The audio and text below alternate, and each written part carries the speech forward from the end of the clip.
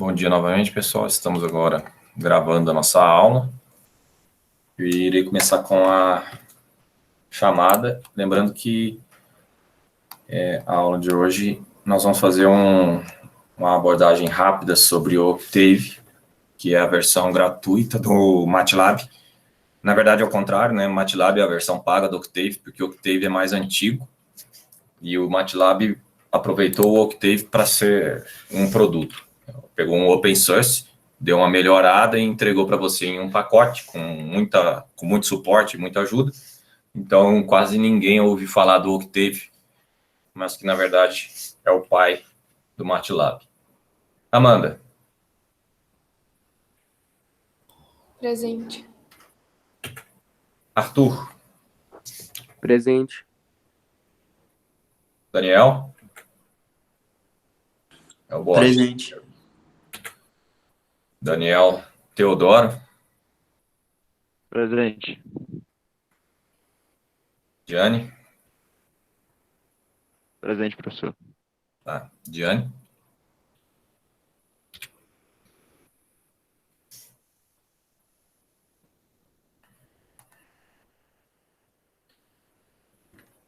Fiz um erro aqui, estou arrumando. John. Presente. Lucas. Presente. Matheus. Presente. Ramon. Sara. Presente. E o Vitor. Presente. E a aula hoje, Vitor?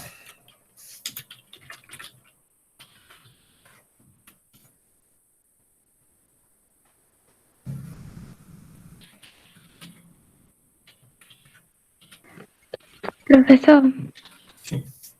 será que você pode colocar a presença para mim? Posso. Obrigada. Nem vi você chegando. Chegou agora ou só não ouviu mesmo? Não, eu cheguei agora. Seja bem-vinda. Obrigada. Ok. Tá aí. Presença de hoje. Agora eu vou compartilhar uma tela para vocês. Vamos ver se eu consigo. Tela inteira. Hoje eu vou ser bonzinho. Aqui.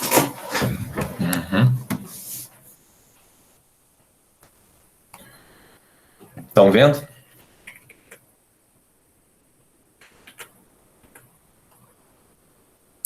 Aqui tá tudo preto ainda. Então vocês estão vendo. Eu vou colocar agora uma janelinha bonita aqui, ó. Tá vendo? Coisa mais linda? Sim. Vou diminuir aqui, aumentar a altura.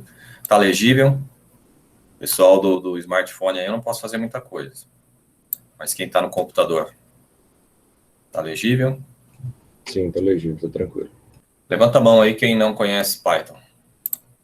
Já perguntei do Octave, agora vamos perguntar do Python. Mas mantém levantado para eu dar uma olhada aí.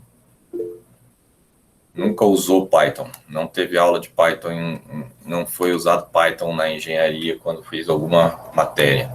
Só 2? Ok. Então eu vou abrir uma outra tela agora sobre isso. Deixa eu ver qual que é.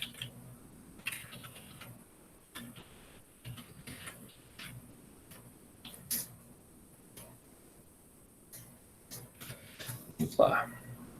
Achei. Vamos dar uma olhada. Aqui está.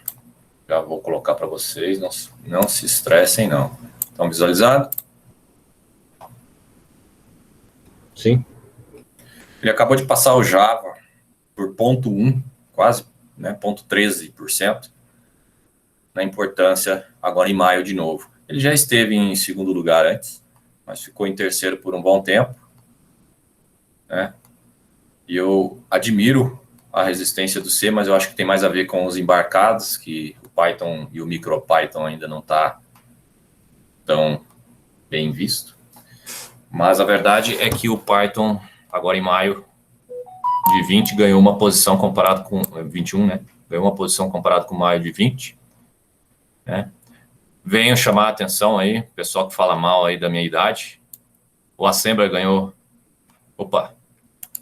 Não era para clicar, perdão. O Assembler aqui não pode nem encostar que ele clica. O MATLAB perdeu posição, 2. E o Assembler...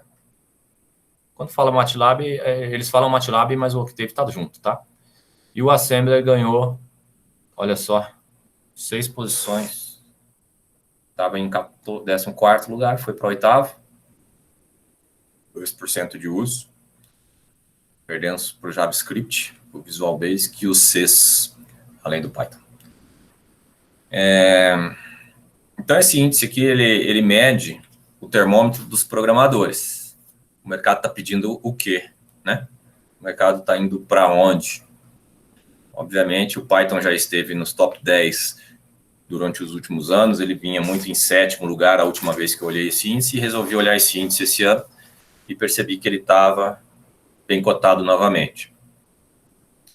Outras linguagens foram caindo, olha o Swift, quanto caiu. Eles ficam inventando linguagens, mas se a moda não pega, elas vão embora, né? Então tá aí. O Delphi, que eu achei que fosse morrer, continua muito bem vivo, né? O Delphi, a empresa, a Borland, ela fez uma versão do Delphi que compila para smartphone, Windows e se bobear tem até para Linux, mas eu não sei se tem. Obviamente, o único problema é pagar pelo IDE, pelo desenvolvimento Delphi, que é excelente, já trabalhei com ele. Então tá aí. Top aí. Então, aqueles que não levantaram a mão, vocês podem fazer isso aqui, ó.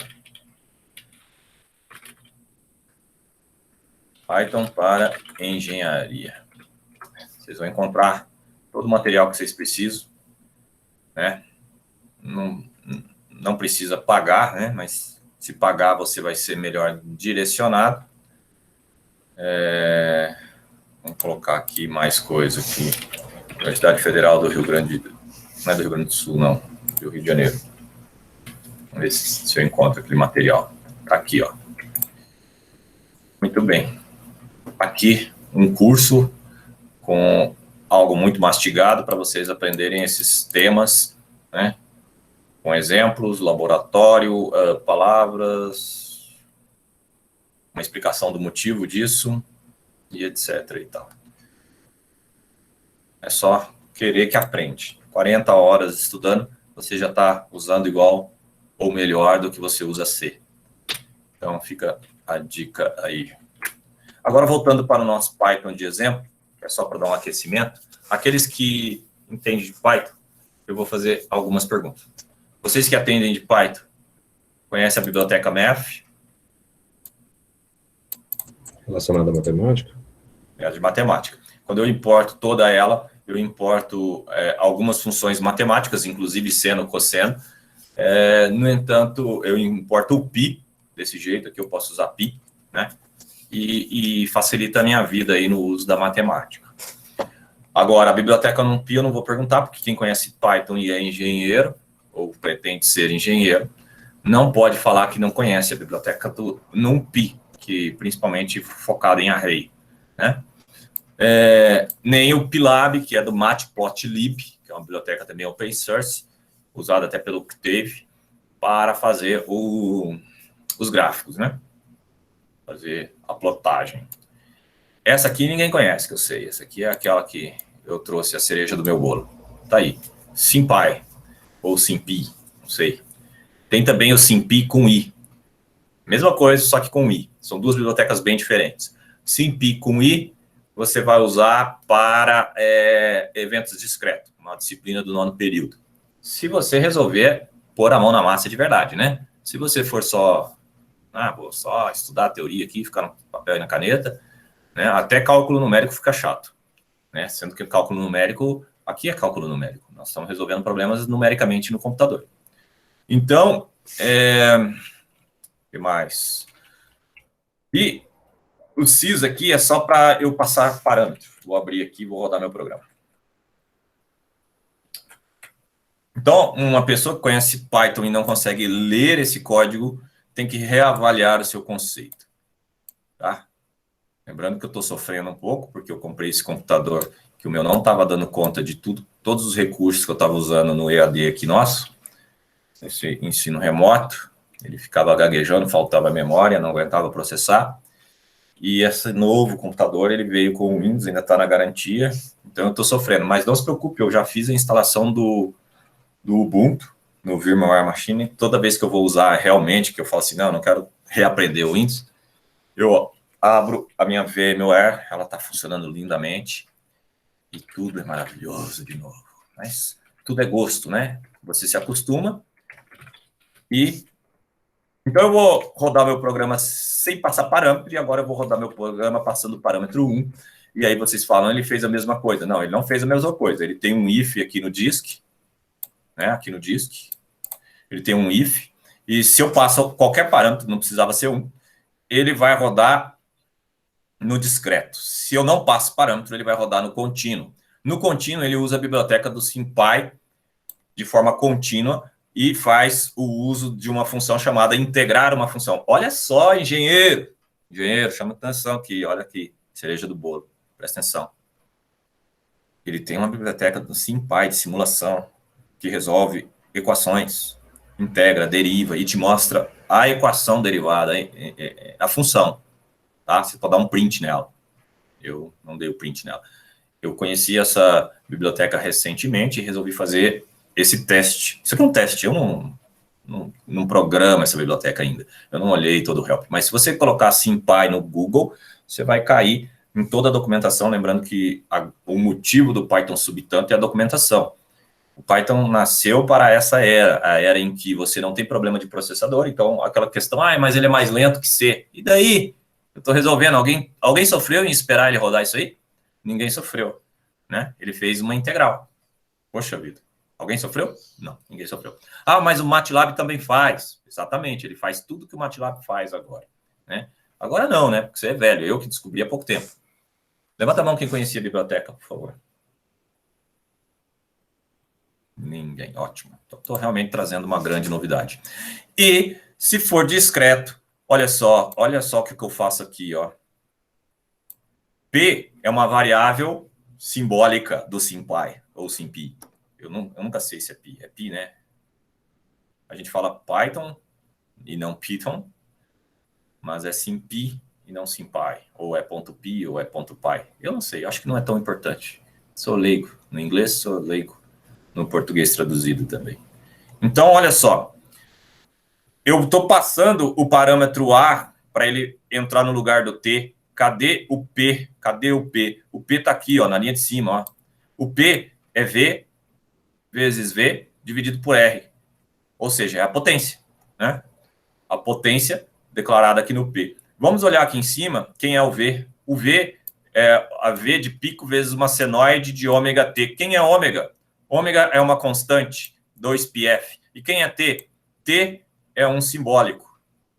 Eu criei a variável simbólico T. Se eu faço qualquer outra variável em função de T, ela automaticamente vira simbólico. Gostoso isso, né? Gostoso. Então, eu tenho aqui essa função, não em array, como a gente está acostumado a resolver, não em discreto, mas ela em contínuo. Ela é uma função contínua, é uma expressão matemática que está ali. Não sei se ficou ruim aí. Eu tenho automatizado aqui as lâmpadas, ela apaga quando a gente acha que já tem energia, luz suficiente. Ficou ruim? Não, né? Bom, abra o microfone, quem quiser participar. Participe perguntando, né? E aí, a forma de você popar, né? Não é popar, né? É populacionar, não sei se tem um termo. Bom, eu vou colocar a função A, que está vindo de TS. TS, sim, é um vetor, né? Cadê o TS? Tsample. Aqui, ó, TS. Criado se for discreto. Aí eu uso a biblioteca do NumPy para criar um vetor. E o vetor, que começa em 0, termina em T e tem K valores, né? Aí, por questões até de opção minha, eu pego um período completo, que é o K-1. Mas você poderia pôr T-1 aqui, só que não ia ficar bonitinho. Então, eu fiz o vetor até T e descartei o T, porque o T, o último T, ele está repetindo o período, tá? E esse T foi calculado aqui em função da frequência, mesma frequência do ômega, então tá tudo certo, beleza? Voltando aqui então para... Eu estou criando um novo vetor em função de T. Ah, mas dava para fazer isso com o NumPy. Exatamente, dava para fazer com o NumPy, e é por isso que eu estou fazendo com o NumPy, né? Ah, mas a conta aqui você não precisava fazer assim, eu podia fazer o uso da fórmula que você adicionou lá. O problema é que eu adicionei uma fórmula, depois outra fórmula, eu posso ir trabalhando com as fórmulas, e eu já tinha pronto aqui, graças ao meu SymPy ou SymPy. Isso que eu não sei se tem o certo ou o errado. Então, eu tenho aqui a potência média, né, calculada pela soma e depois dividido pelo período. Lembrando que essa soma ela já está quadrada. Eu fiz vezes a potência, né? E aqui nós temos ela integrando os valores. E os dois deram que o RMS deu 220. Eu escrevi média, mas na verdade é RMS, tá? Meu texto aqui que está errado. Ela não é PM, não, é média. Mas daria para calcular a média também. É só pegar a fórmula da média, que é 100 elevado ao quadrado, e dividir por N, tá bom? Lembrando que na média você pode ter problema aqui porque tem valores positivo e negativo. Então não é uma boa ideia calcular de uma senoide. Perguntas, interações, que eu vou fechar e desligar tudo isso aí. Isso aqui é informativo. Quem anotou no caderno vai poder estudar em casa. E usufruir disso daí para o resto da vida, não é só para o resto do curso de engenharia, não, né? Isso aqui é uma mão na roda e está resolvido. Nenhuma pergunta? Muito bem. Então, eu vou encerrar isso. Não me interessa isso. Vamos tirar isso daqui também. Vamos encerrar isto. O editor de texto que eu estava usando, para aqueles que não conhecem, eu estava usando o Vim. Para quem estuda um pouquinho o Vim, faz o curso aí de 20 minutos, 30 minutos do Vim, vai ficar impressionado, tanto que ele foi feito para programação.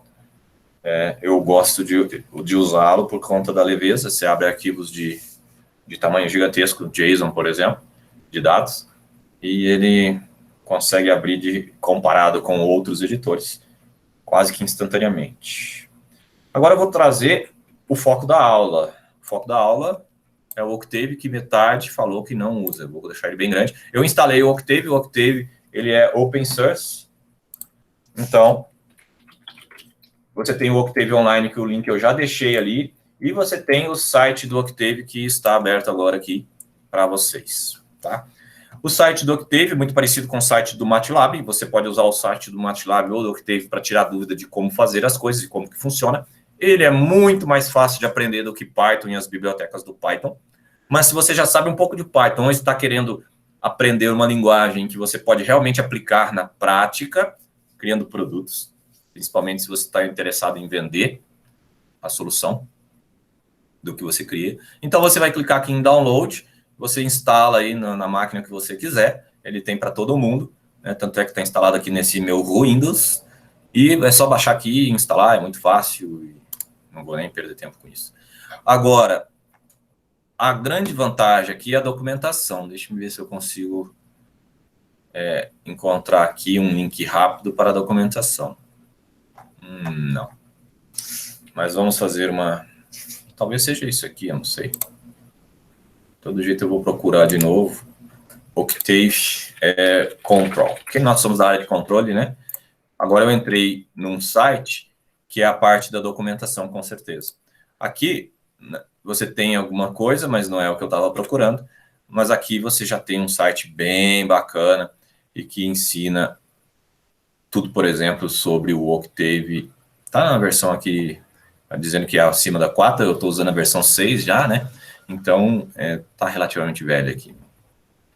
Você clica em packages, né? Você tem todos eles. Então, você tem um pacote para Arduino, para aqueles que gostam de fingir ser engenheiros, né? Tem um pacote para áudio. Você vai ter toda uma biblioteca pronta para usar arquivos em áudio, editar e etc. Dá para fazer processamento de imagem. Lembrando que o Octave MATLAB é muito usado em PDS, né? Só que talvez o professor de vocês de PDS tenha introduzido Python no lugar, mas não é tão mais fácil do que o Octave. O Octave veio pronto. Ah, eu quero fazer comunicação, professor, entre máquinas. Está aqui, uma biblioteca completa de comunicação. Ah, eu quero estudar controle 1, 2 e 3, né, que é o controle digital. Está aqui, biblioteca pronta para controle, é aquela que eu estava. Você tem aqui o download, você tem aqui o details, Data, banco de dados. Nossa, ele pode ser usado com PostgreSQL. Pois é, eu estou dizendo a vocês, ele é igual ao Python, só que é o Octave, o MATLAB, né? Então, ele tem também uma biblioteca prontinha para você acessar banco de dados, data frame, blá, blá, blá, não sei, muitas coisas aqui eu não sei do que são, né? Lógica fuzzy. Nossa, dá para usar lógica fuzzy? Dá para usar lógica fuzzy. No meu mestrado, eu usei para redes neurais. Então, ele é para tudo. É para tudo. Ah, eu quero fazer cálculo de juro composto e simulação de Monte Carlo. Levanta a mão quem nunca ouviu falar em simulação de Monte Carlo, por favor. 1, 2, 3. 3, tá? Você vai pesquisar. Isso aqui é extremamente importante. Não perca. É muito simples, muito rápido. É um jeito de simular. Você simplesmente... Ele está muito associado à estatística, tá? Então, vamos supor que você tenha lá uma estatística do tipo curva normal, que é a mais usada em instrumentação, que é a nossa área. Na curva normal, você quer simular uma população da sala, por exemplo. A sala aí deve ter uma altura média, incluindo homens e mulheres. Então, ele tem um desvio padrão maior, porque inclui homens e mulheres. Se você separar homens de mulheres, você vai ter duas médias, a dos homens, as das mulheres, e o desvio padrão vai diminuir. Então, a curva vai mudar. Tendo essa curva, você vai poder achar qual que seria o Mi, né, que é a média, e qual que é o desvio padrão. Conhecendo o Mi, desvio padrão de uma curva normal, uma T-student, automaticamente você consegue calcular a probabilidade. E aí você pode pegar a probabilidade de uma pessoa ser maior que tanto, de 1,80 m. É tanto. E aí a gente vai para a sala de aula e vai verificar se bateu. Quem aí é maior do que 1,80 m? Levanta a mão, vamos calcular quantos por cento. Ele tem que tentar convergir à medida que a população aumenta, né? Uma população muito pequena, o desvio padrão fica muito alto, e aí você vai ter problema de acertar as estatísticas. Mas uma população muito grande, isso é muito fiel, e o Monte Carlo vai funcionar perfeitamente, então, para encontrar esse percentual de população. O mestrado de um amigo meu, colega da faculdade, Charles Robert Stempniak, o nome dele só tem 3, Stempniak, só tem 3 vogais, e é gigante, e ainda 2 vogais estão uma do lado da outra, o Niak ali, o resto é tudo, um descendente de alemão, né, louco, né? E aí o Stempniak, ele falou, não, eu vou provar que o isogram, que é uma maneira de cálculo de propagação de erro, que eu já comentei aqui, não funciona. Ele usou Monte Carlo para provar. Então, Monte Carlo dá uma estudada aí, é muito útil, né? Lógica fuzzy, já falei, geometria geral, imagem, processamento de imagem completa aqui, controle de instrumento. Aqui, de novo, chegamos na nossa parte. Quem aí, levanta a mão, quem já ouviu falar do LabVIEW da National Instruments? LabVIEW. Quem já ouviu falar? Só levanta a mão, fica com vergonha não. Ninguém ouviu falar do LabVIEW? Não. Então vocês têm que fazer isso aqui, ó. LabVIEW. Instrumentação sem LabVIEW não é instrumentação. Aí você pode ir direto no Wikimediapad ou ir para o site, né? Ver o que a National Instrument, ni.com, tem aí a informar sobre o LabVIEW, né? Mas melhor ainda, você pode procurar vídeos, tutoriais, para você ver o potencial do LabVIEW. É um software caro, acho que a partir de R$15 mil, ou não sei, $5 mil, não sei lá, $10 mil. Com o dólar nas alturas, agora eu não sei mais os preços das coisas, tá? Mas você pode ver, esse pacote em instrumento controle, ele veio substituir o LabVIEW para quem não tem dinheiro, muito simples, né? Você não tem dinheiro, quem não tem cão, caça com gato. Tá aqui, o meu gatinho, instrumento, quer controlar. Tem a parte de I/O para gravar arquivos, ler arquivos em CSV, arquivos de dados, né, para fazer toda uma análise estatística, por exemplo, né? E assim vai. E aí, poxa, se eu soubesse que tinha álgebra linear, quando eu fiz álgebra linear, eu teria usado. Pois não usou porque não quis, né? Tá aqui, open source, tá? O que mais? Que para quem gosta de estudar ótica, redes. Paralelismo, né? Fazer programa em paralelo, ele tem uma biblioteca. O Python é muito ruim para paralelo. O Python tem multithread, mas multithread não abre um processo realmente novo. Quando eu falo em paralelismo, você está com um computador dual core. Então, você tem 2 core, você tem duas CPU. Quando você tem uma CPU, você consegue trabalhar multithread, ou seja, se dispara uma thread ali, outra thread lá, e eles vão fazendo, entre aspas, em paralelo, mas que não é paralelo. Ele para de fazer um, vai fazer o outro, depois volta, faz um, e fica fazendo todos os processos, e é por isso que eu posso dar um Alt-Tab, e ele muda, sai da janela, como você percebe aí, vamos fazer um Alt-Tab com o Octave, para você perceber melhor, ó. Isso aqui é processamento paralelo, misturado com thread. Eu não sei se ele está usando uma CPU, 2 CPUs ou 3 CPUs, né? Como que eu posso saber? Você pode saber monitorando. Vamos ver se eu tenho aqui um monitor de recursos. Vamos dar uma olhada na CPU.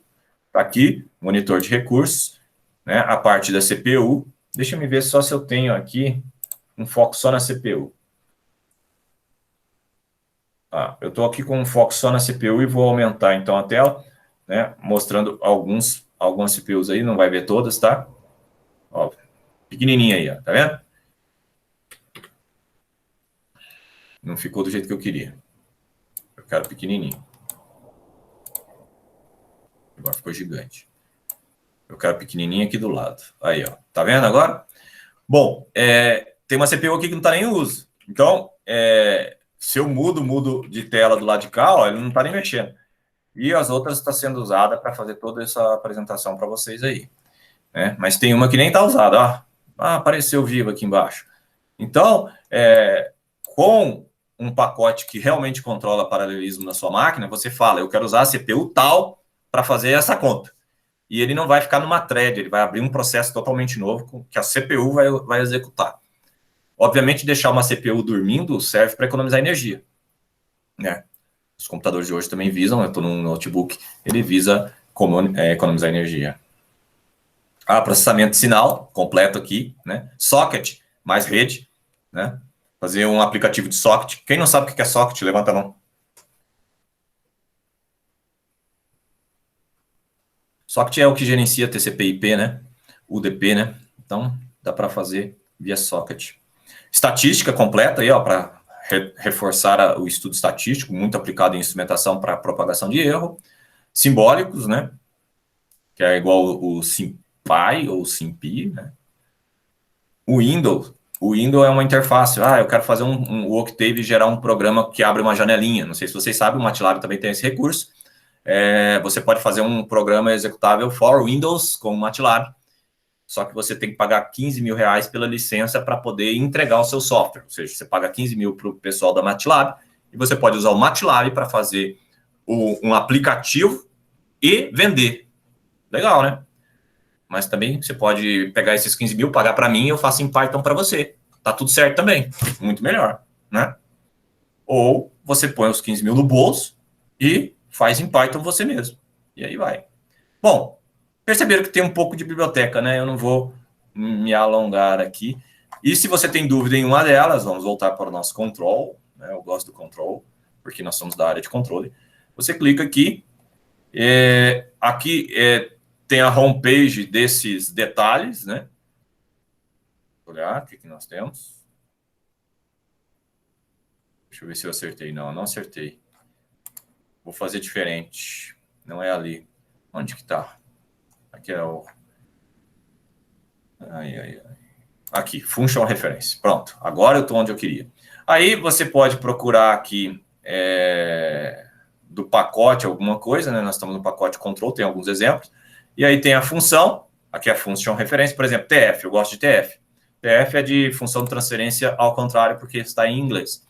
Então, você pode fazer S igual a TF e depois usa simbólico para fazer a sua função de transferência. Vamos olhar isso de perto, né? Nada melhor que a prática. Eu não consigo aumentar o tamanho dessa tela aqui, tá, pessoal?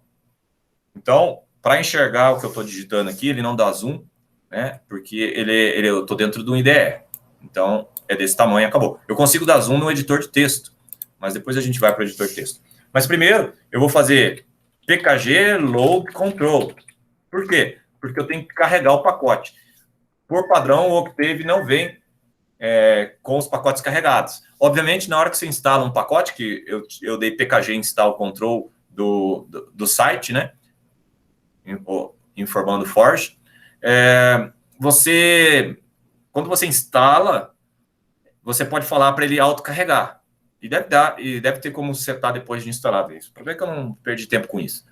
E ele fica mais leve se você não fizer. E eu faço S igual a TF de S. Ou seja, eu estou criando uma função de transferência, em que eu tenho uma variável linear S. Para eu ter a variável S. Depois eu posso fazer assim, o G, que é o ganho, vai ser igual a S mais 1 dividido por S ao quadrado mais 3S menos 14. Eu dou Enter, eu errei alguma coisa, não posso fazer 3S vezes, perdão. E aí, você tem uma função de transferência, e agora eu posso fazer step de G. E ele vai me plotar um gráfico, ele joga o gráfico para o lado de cá, porque ele quer que você não veja. Essa é a função do G. Né? Ela é instável, eu peguei uma função instável, perdão, e ela vai para a caixa prego infinito. Não presta. Vamos arrumar essa função, colocando mais aqui, colocando menos aqui, provavelmente já vai resolver. E agora eu dou um step de novo, ele de novo mostra de lá, ele continua indo para a caixa prego, ele não está, né? Tem que pensar um pouco, vamos fazer uma função mais simples. Então vamos ver, talvez se eu mudar só um sinal, né? Não sei. Vamos ver agora se eu conseguir alguma coisa. Continuo com uma função muito ruim. Vou fazer uma função de primeira ordem tradicional, que aí não vai ter problema. Ver se isso dá. A carga de tinha que ser mais. A carga do capacitor. Vamos ver se dá. Aí, vamos ver. Agora deu. Aí, ó. Agora ela estabilizou. Adoro quando estabiliza. Levanta a mão aí quem não entendeu nada do que eu falei do pacote control, porque faltou ou não teve ainda a aula de controle 1. Levanta a mão. Ninguém, né? Então, tá ótimo. Então, você pode usar essa ferramenta gratuita para trabalhar com controle aí. Vamos abrir agora aqui um outro arquivo em que eu tenho um arquivo RC. Esse aqui eu consigo dar zoom. Veja se melhorou aí. É uma ideia completa, né? Então, de certa forma, eu tenho aqui essas 27 linhas de código. Tá legível, pessoal? Quem não está conseguindo ler aí? Levanta a mão. Tá tranquilo. Tá tranquilo? Muito bem. Quando você está trabalhando na ideia completa, você tem uns botõezinhos de ideia aqui, você clica aqui e ele roda. E aí, agora que ele rodou, ele gerou esse gráfico e gerou esse outro gráfico. Ah, não, esse outro gráfico é o antigo aqui, peraí. Eu me perdi aqui. Deve ter gerado esse gráfico aqui. Não sei se gerou. Vou rodar de novo. Ele gerou. Ele gerou dois gráficos. Esse gráfico, coincidentemente, eu abri um arquivo chamado RC, que é a carga do capacitor. Coincidentemente, era aquela função de transferência que eu digitei lá, né? Não necessariamente com as mesmas constantes, né, de tempo. Mas ele te dá uma estabilidade aqui no step. Esse aqui é o gráfico de carga do capacitor, esse aqui também, só que um usando uma função e outro usando outra função, que está aqui nesse código de exemplo, aqui para você ver como que funciona o Octave. Eu estou usando a função, fazendo a simulação na unha, sem usar o pacote de controle aqui, tá bom?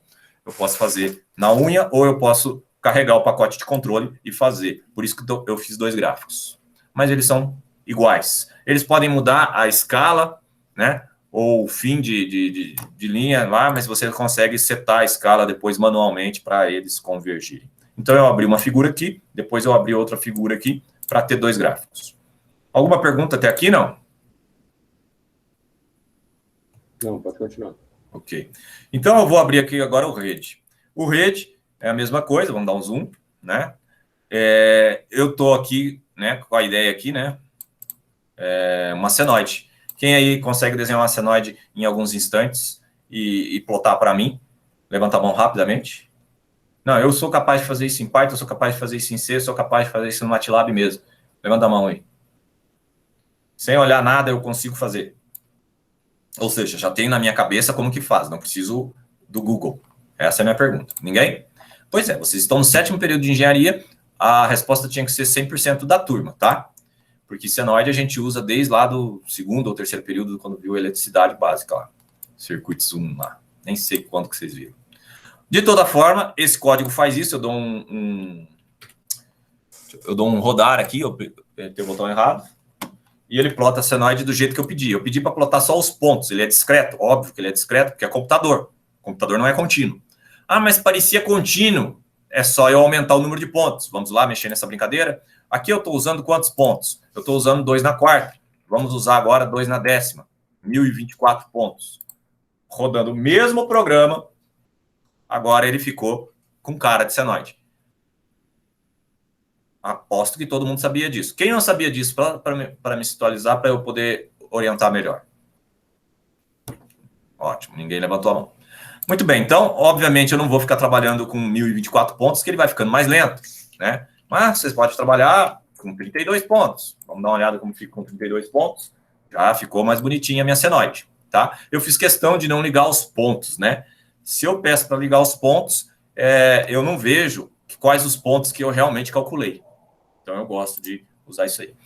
Esse exemplo aqui, ele simplesmente é um exemplo que mostra como simular uma senoide, né? De 220 volts, RMS. E aí, pelo cálculo ali, ou pelo gráfico, vamos rodar de novo, que eu fechei o gráfico. Estou com essa mania de fechar o gráfico. Se você olhar aqui e fizer zoom, deixa eu ver se eu consigo fazer um zoom aqui. Tá todo mundo vendo maior? Tem o zoom aqui, a ferramenta de zoom, ó. Ixi, foi muito exagerado. Ó, eita, muito exagerado. Ele é muito sensível. Vamos dar um zoom aqui. Aí. Vamos dar um pan agora. Não, não funciona. Vamos dar um pan aqui. O pan é esse aqui, ó. Se você observar, né, qual é o valor deste ponto aqui, que é o ponto maior, né? Ele daria algo aqui. Parece que ele não está na escala, porque ele deu 5. Ah, tá. Eu não estou simulando. Eu não estou simulando uma senoide apenas, não, pessoal. Eu fiz algo muito melhor. Eu falei que era só uma senoide por causa do título. Eu tenho que melhorar meu título. Eu não fiz isso aqui ontem, né? Eu preparei para aulas em semestres anteriores. Então, o que acontece? Ele não está simulando uma senoide, ele está simulando a leitura, por exemplo, no Arduino, porque vocês são fã do Arduino. A leitura no Arduino, que é de 0 a 5 volts, uma senoide. Então, se você olhar de novo essa senoide, ela está de 0, passou de 5, então ela vai extrapolar. Eu tenho que ajustar. O ganho não está bom. Por quê? Porque passou de 5 e ele vai saturar o meu AD e eu não vou conseguir valores acima de 1023. Então, eu tenho que vir aqui e mudar a função do ganho. Deixa eu ver onde está o ganho aqui.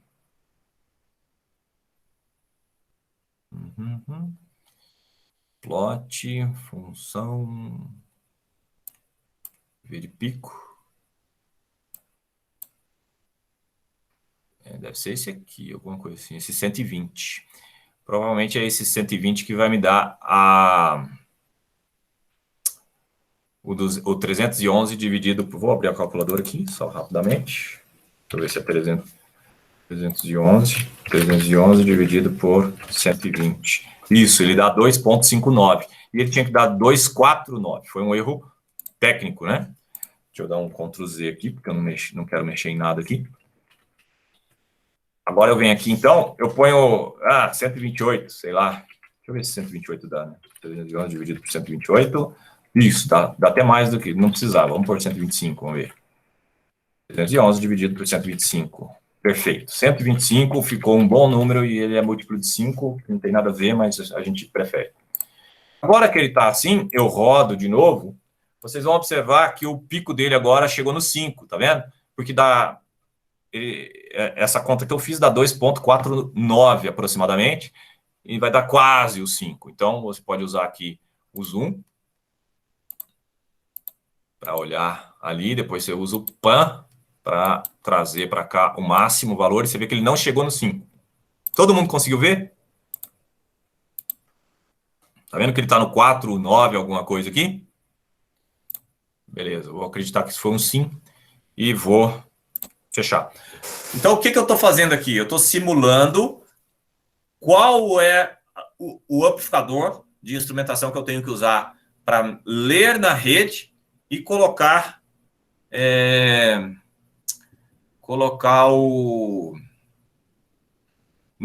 na entrada do pino do Arduino para ele não estragar, né? Também tem um limite, né? Se você coloca 5 ponto alguma coisinha, ele não estraga. Mas se você coloca 10 volts lá, com certeza estragou a entrada do seu ADC, ou conversor analógico digital. Levanta a mão aí quem nunca fez uso de um ADC na prática, por favor. Ninguém. Ah, não, tem 4. 4 pessoas. Eu tenho uma notícia ruim para vocês. Primeiro, vocês estão atrasados, né? E, consequentemente, a notícia ruim é que vocês vão ter que estudar mais que os outros. O ADC e instrumentação não existe, né? Se você está fazendo instrumentação digital, automaticamente tem um ADC envolvido. Então, todo o conhecimento e entendimento de um ADC, que só vem com a prática, precisa ser feito. Tem gente levantando a mão só agora. Não tinha levantado antes, não, Daniel? Ou é bug do sistema? Pode participar, não tem problema não. Bom, feitas as apresentações, eu preciso abrir para perguntas, porque não é uma aula de Octave, assim, agora ele vai ensinar. Eu mostrei o caminho das pedras, e o ideal é, vocês sabiam que eu teria essa aula, terem pesquisado antes, visto alguma coisa para ter dúvidas. Então, estou abrindo o canal de dúvidas. Fala, Daniel. Pode falar, Daniel. Você falou, eu estava falando. Fala de novo, por favor. Desistiu. Alguém quer falar? Alguém quer falar alguma coisa, tirar dúvida, perguntar alguma coisa sobre o código em si que está aqui? Não foi nada não, professor. Acho que eu dei um delay, eu levantei a mão. Entendi. Alguém quer fazer alguma pergunta? Não. Ok. Aqui eu tenho uma função 2 e tenho uma função 3, todas são de testes, eu não lembro exatamente o que é, mas, por exemplo, vamos rodar essa aqui, que com o gráfico, essa aqui faz as duas coisas que eu te falei. Tudo bem, eu estou com poucos pontos, né? Ela faz os pontos e interliga os pontos com linha. Quando, no limite, esse intervalo entre um ponto e outro tende a 0, eu tenho o contínuo, né? Então, dependendo do número de amostras, eu vou ter o contínuo ou não. Tá? Bom, eu tenho que, por causa do nosso tempo, né, eu tenho que meio que encerrando. E para encerrar, eu tenho que passar agora a primeira atividade remunerada do semestre. Lembrando que atividades remuneradas, né, eu já expliquei como é que é, né? Então, vamos abrir aqui. Esse aqui eu não quero mais. Estou com muita janela aberta, vou começar a fechar tudo. Aqui, cheguei aqui no ponto que eu queria. Fechar isso aqui, vamos abrir isso aqui. Estou aqui no Moodle e eu vou definir com vocês. Qual que é a ideia? A ideia é aproveitar o nosso plano de ensino. O que está previsto para a aula que vem? Uma aula de reforço, para quem não lembra o que é DAC e o que é ADC. Então, nós vamos usar DAC e ADC na aula que vem, de forma simulada no Octave, mas para que a aula que vem fique mais participativa, aproveitando que ela é síncrona, né? Senão a gente só gravaria vídeos e eu ficaria depois só na praia, enquanto vocês assistem às aulas gravadas, né?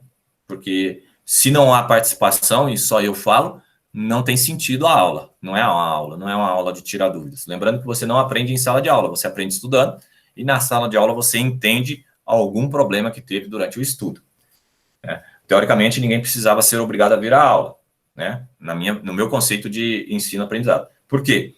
Porque vir à aula é sinal que você tem dúvidas e não conseguiu aprender sozinho. Então, se o assunto é ADC e eu consigo fazer tudo sozinho em casa, por que eu sou obrigado a ir à aula? Por que eu tenho que ir lá se eu não tenho dúvida? Se o que foi proposto a fazer eu entendi e consegui fazer sozinho. Não tem mais sentido. Então, esse professor aqui perde a função se você está entendendo tudo. Se você consegue resolver tudo sozinho, não há necessidade de professor. Então, é o EAD convencional aí, né?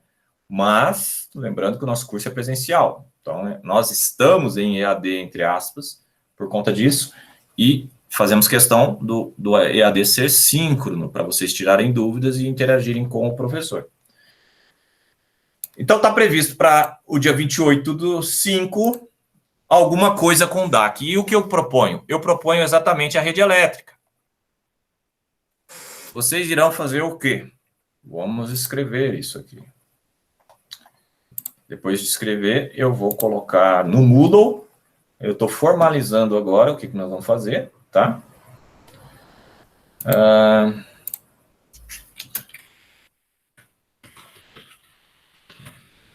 Bom, vamos fazer uma página de atividades no Moodle aqui.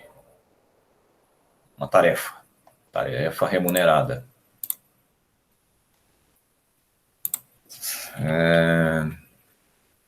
Simular a medição da rede elétrica. Alguém tem alguma dúvida? Essa vai ser a tarefa.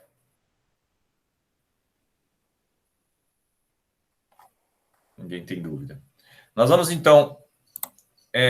vocês vão entregar até o dia... É feriado na semana que vem?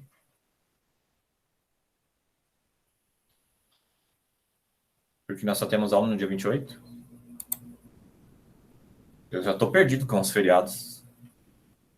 Então, vocês vão ter 2 semanas para fazer. Silêncio ensurdecedor aqui. É complicado. Então, a tarefa vocês só podem começar hoje, vou entregar lá. E eu vou tentar corrigir no dia 27. Então, vocês vão entregar até o dia 27. É para entregar um único arquivo de até 20 MB e a nota vale de 0 a 100 pontos. E eu darei o feedback no próprio PDF. Eu gosto de comentar o PDF. Professor, você pode repetir de novo sua última afirmação? Porque minha mãe acabou falando comigo aqui. Eu não sei qual que é a última. Você falou sobre o PDF que você vai fazer... é para entregar em PDF, né? Uhum. É um arquivo PDF, vai ser individual, né? É um trabalho individual, um arquivo PDF. Eu estou pensando alto e vendo uma forma de colocar no Moodle. Então, eu vou colocar no Moodle agora, eu só tenho que perguntar se tem dúvida. Eu estou falando qual que é o trabalho. O trabalho é fazer praticamente esse arquivo que está aqui, ó. Eu peguei o VP, calculei, etc, etc, etc, etc. E aí a parte que começa, por exemplo, quando eu faço essa linha aqui é como se eu estivesse passando por um amplificador de atenuação. Eu pego 220 volts e caio para 2.5. Ou 311 volts de amplitude e cai para 2.5. Obviamente, você também poderia usar um resistor. Então, você poderia simular aqui que você tem um resistor R e outro R1 e R2, e os dois resistores de mega ohm. Por quê? Porque quando você vai usar um multímetro para medir, você não quer corrente de fuga, né? Você não vai querer atrapalhar a medição. Então, você não atrapalha a carga com uma resistência infinita, entre aspas. E você põe um multímetro lá, então ele entra em paralelo com outro circuito a sua resistência de mega ohm, 300 mega ohm, né? E aí você faz o divisor de tensão de 125, 1 para 125. Então, um resistor vai ficar em 125, você vai medir naquele de 125 no seu ADC. E esse de 125, com a atenuação de 125, você joga no seu Arduino. Então, você vai simular como se você fizesse isso na prática, colocando aqui a modelagem matemática para você calcular. Então, você vai prever, pela simulação, o que o Arduino faria se você fizesse na prática. E se você tiver um Arduino e um resistor e essas coisas que eu estou falando, por que não, com todo o devido cuidado, né, que vocês já tiveram circuitos 1 e 2, você sabe como funciona a eletricidade, teoricamente, vocês têm o cuidado devido. Se não se sentirem seguros, fique na simulação, né? Não pode ir lá na tomada e meter um curto-circuito ou colocar uma resistência muito baixa, ele vai queimar o seu protoboard, entendeu? A ideia é trabalhar com muita segurança se você achar que pode. Se achar que não pode, não precisa assista vídeos na internet de gente fazendo e vai ser a mesma coisa, tá bom? O trabalho em si é simulação, não é para realizar a prática, né? A não ser que você já tenha feito muito prática lá no IFG e não tem mais esse problema e tem todo o equipamento e quer fazer, aí você pode fazer.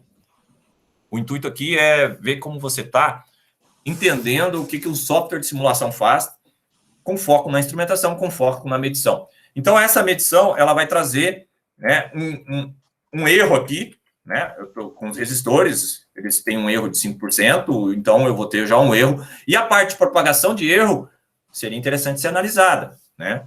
O que acontece se o resistor é 5% maior ou menor? Então, esse arquivo que eu tenho aqui, ele, na verdade, não é o que eu estou pedindo. Eu estou pedindo um pouco mais do que eu estou trazendo, tá? E aqui você faz alguns cálculos de plotagem, só que essa plotagem aqui, ela é analógica. Ainda tem a parte do ADC, né? Que não está aqui. Deixa eu ver se ele está no 2. Ele deve estar aqui, ó. Vamos dar um zoom aqui, ó. Ó. Tá, ruído, ganho. Aqui, ó. Ganho A, né? R1 e R2. Agora tá tendo aqui, ó. Eu fiz no 2 a solução, só que eu não vou deixar a solução pronta.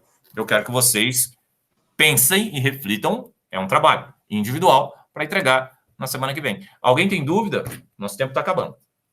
E eu, obviamente, o que eu estou pedindo, eu vou escrever no Moodle e deixar lá documentado, né? Vai ter um enunciado, né, da entrega do trabalho.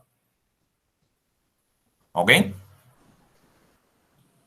Então, pessoal, se não tem dúvida, eu vou encerrar aqui a gravação. Sinal que vocês entenderam a aula. Professor, pode ser tanto feito no Octave quanto no Python? Exatamente, agora você entendeu, eu quero feito. Beleza. Pode fazer em C também. Java, pessoal do Java, hein? Pessoal louco, né? Tem que ser louco. Para programar Java tem que ser louco, né? Quer fazer em Assembly? Né? Semana que vem, quem quiser, eu posso mostrar um programa em Assembly comparando com C, só para vocês darem uma olhada para PC, o que muda, tá? Mais alguma coisa? Mais alguma pergunta? Eu estou sugerindo no Octave porque é muito mais fácil, que eu quero fazer no Python. Né? Aquela velha história, né? Parar aqui de apresentar. Então é isso. Eu considero que a aula foi resolvida, que vocês entenderam, não está tendo pergunta. Encerro a gravação, agradecendo a todos, desejando bom feriado, né? Boas férias, né? 2 semanas sem o professor Leonardo, isso é trágico, mas vocês vão sobreviver. E fiquem com Deus esse período todo aí, tragam um trabalho resolvido no dia 27, eu quero corrigi-lo, para a gente discutir no dia 28, na aula de AD e DA. Abraço. Até mais, professor. Até mais. Com Deus. Obrigado, professor. Bom dia. Bom dia. Com Deus. Tchau, tchau, professor. Tchau. Valeu.